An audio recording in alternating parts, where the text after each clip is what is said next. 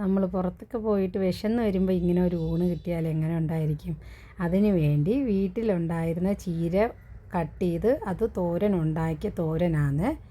അതിൻ്റെ കൂടെ വീട്ടിലുണ്ടായിരുന്ന ചങ്ങലപ്പെരണ്ട എന്ന് പറഞ്ഞിട്ട് ഒരു ചെടിയുണ്ട്, ബോണിൻ്റെ ടൈപ്പിലായിരിക്കുന്നത്. ആ ചെടി കാണാൻ അത് അടുത്ത ഒരു വീഡിയോ ഞാൻ ചെയ്യുന്നുണ്ട്, അതിൻ്റെ ചമ്മന്തി എങ്ങനെയാണ് ഉണ്ടാക്കുന്നതെന്ന്. അതിൻ്റെ കൂടെയാണെങ്കിൽ മീൻ വറുത്തതും പരിപ്പ് കറിയും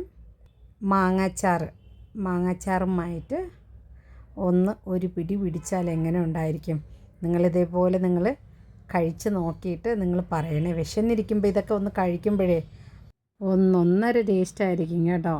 പിന്നെ പ്രത്യേകിച്ച് നമ്മൾ ഉണ്ടാക്കിയ ഭക്ഷണം ഉണ്ടല്ലോ, നമ്മൾ ആസ്വദിച്ച് നമ്മൾ സ്നേഹത്തോടെ ഉണ്ടാക്കുന്ന ആ ഫുഡ് നമ്മൾ ഉണ്ടാക്കി കഴിക്കുമ്പം ഉള്ള ആ ടേസ്റ്റ് ഉണ്ടല്ലോ, വേറെ എന്ത് കഴിച്ചാലും ഹോട്ടലിൽ എവിടെ പോയി കഴിച്ചാലും നമുക്ക് മതിയാവില്ല. ഇതേപോലെ ഉണ്ടാക്കി കഴിച്ചവർ നിങ്ങളെല്ലാവരും കമൻറ്റ് ബോക്സിൽ ചെന്നിട്ട് നിങ്ങൾ കമൻറ്റ് ചെയ്യണം കേട്ടോ.